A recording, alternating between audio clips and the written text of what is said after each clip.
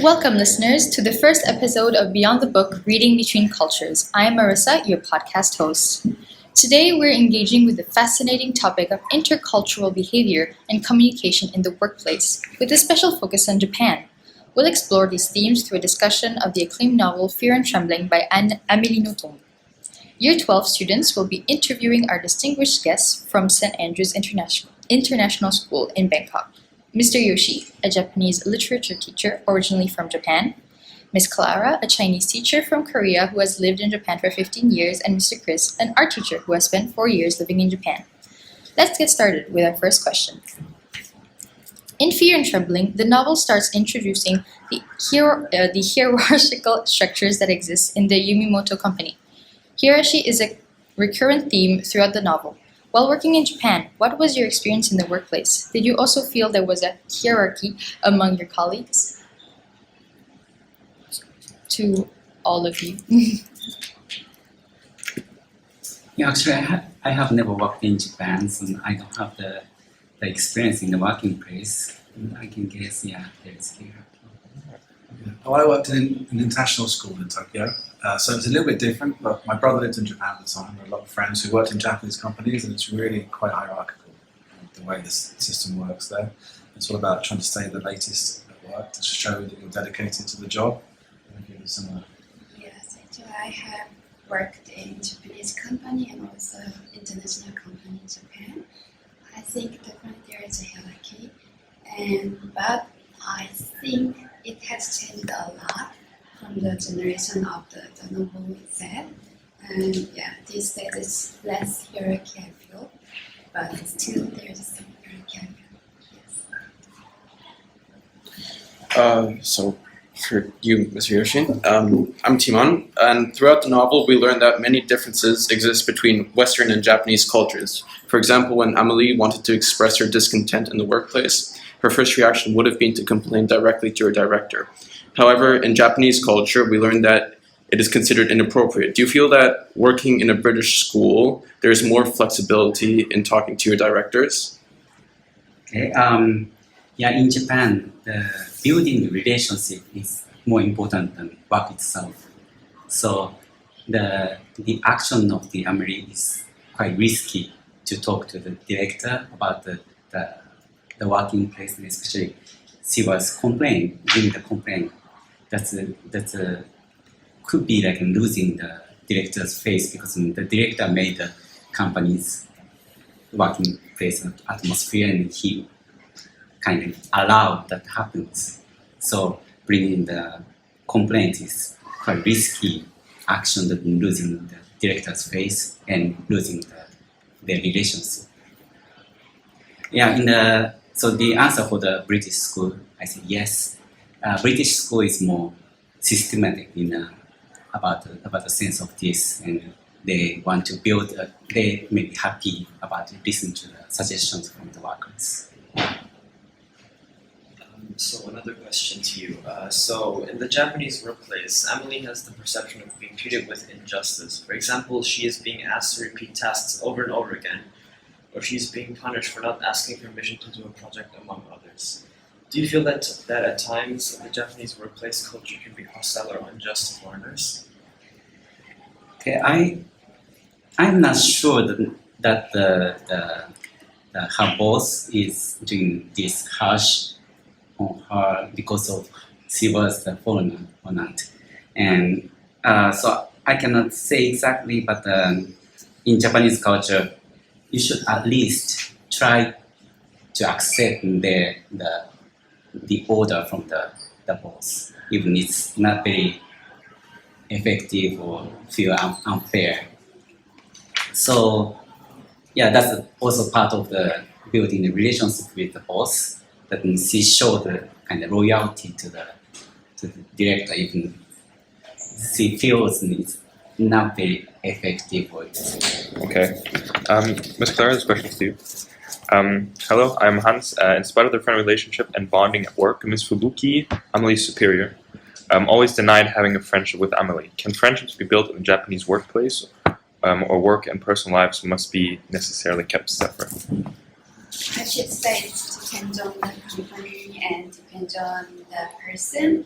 But I felt when I was working in the Japanese company, I think especially the director or your boss manager like to draw a line between you because it's working place. They don't want to too close like a friend because I think it ruins their hierarchy, right? And then they think there are certain rules between the manager and the normal worker. So if you are too close to each other, maybe they think like you can. Sometimes there are some actions can be affect to those relationships. So I think many Japan managers trying to draw a line and then keep the relationship not as a friendship, but at the international company or like other place, I feel like it's quite like different from the Japanese company. If I may, is that because of rank? Like, so one side and the other, if they're the same sort of rank, I'm just going to say, do you think it's still possible to create friendships? I think, I should say, in my experience, I think I could build some friendship actually with the manager, but it's not for everyone. I think it depends on your managers and depends on your company. Okay. Hello, I'm Alice, and this is another question for you. In the novel, Emily talks about Japanese beauty standards and what women should do to fit into society. For example, women should have a narrow or small nose, pale skin, and have to marry someone before the age of 25. How do you think that Japanese beauty standards impact women and youth nowadays? Nowadays, I think their beauty standard has changed a lot. So I think these days young people prefer to be more like westernized look and makeups and those things. But I actually quite surprised when I was in Japan. I met some university students. I think still some young people trying to marry earlier age than in my country, Korea. So I think there are still some those like culture is left, but it has changed a lot. They prefer the Western style looks these days. All right, Mr. Chris, the next two questions are for you. You may remember me. The more we read through the novel, the more we discover aspects of the Japanese work culture that surprise Emily. From your experience working in Japan, what surprised you the most, or what did you find the most interesting? One of the most interesting things I remember is if you go on the subway around 11 o'clock, 12 o'clock on a weekday in the evening, you'll see a lot of salarymen been out drinking after work. So the culture is that they work late, but they're not always working. They're kind of doing things together. They go eat dinner, and they basically a common sight in Tokyo is around midnight is that you see everyone relaxing, after some drinks, salarymen on the trains. And the next morning, everyone's back to serious again. So it's like during the day they're really serious and hardworking, and then in the evenings they let loose. And it's like done in companies, like it's accepted, and that's something I find really interesting.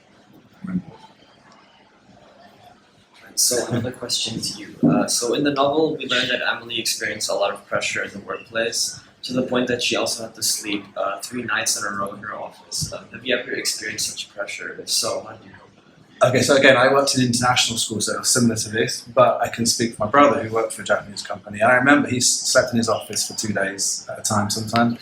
He would go to work at 7 a.m. and he'd get home at like 1 a.m. That's like common. And 7 days a week. I remember he did that for 2 years in his first company he worked in. So it was like extremely long hours, hard work, something I couldn't do that, but he chose to do that. And it's just a cultural thing as well. It's like, it's not all hard work. I'm trying to explain, it's like about the team building, and no one wants to leave the office first because you don't want to you're lazy. So everyone has to wait, okay, can I go? And then until the time is right. It's like so they kind of see it like that. It's seen as, you spend a lot of time there, but it's building relationships with your co-workers, and that's really common. So yeah, I've seen he's worked 2-3 days in a row, which is kind of crazy for me. So you would still build relationships with your coworkers despite them being your colleagues? Yeah, Yeah, I wouldn't. So I don't know about how close friendships wise, but in terms of like work, if there's a work thing, they'll go and do a work thing, and then maybe the wives will join, and husbands and wives will join sometimes too. But it's really very much like separated as work, and then the rest of life after that. But, Okay. Yeah, it takes a lot of time. Because Mr. Joshi, you said also that you prioritize relationships over the work.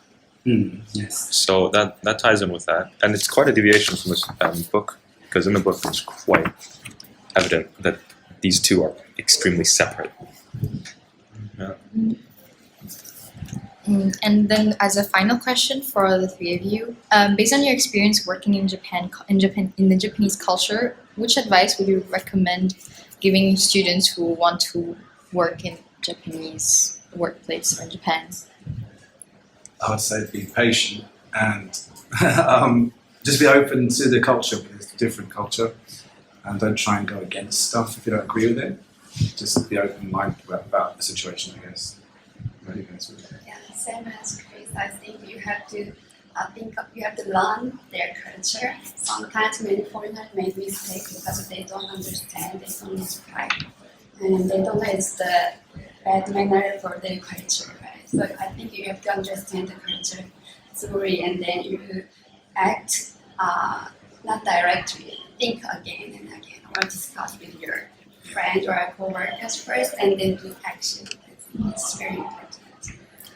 Building a relationship with Japanese people is not easy for you, I think, because Japanese people doesn't speak out their feelings easily, and so you need to observe quite well and need to guess in how they are feeling, and just be patient and take your time. And once if you find out, it might be interesting for you. Well, it looks like we've reached the end of this enlightening discussion. I want to extend a heartfelt thank you to our esteemed guests from St. Andrews International School in Bangkok, Mr. Yoshi, Ms. Clara, and Mr. Chris, for sharing their rich perspectives and insights. Your contribution have undoubtedly helped us all better understand the complex layers of intercultural behavior and communication, especially as they relate to the workplace in Japan. And a big thank you to our Year 12 students interviewers for their thoughtful questions that drove this engaging conversation. Listeners, thank you for tuning into this episode of Beyond the Book, Reading Between Cultures. We hope it has inspired you. If you enjoyed today's episode, be sure to subscribe and stay tuned for more compelling discussions in future episodes. Goodbye.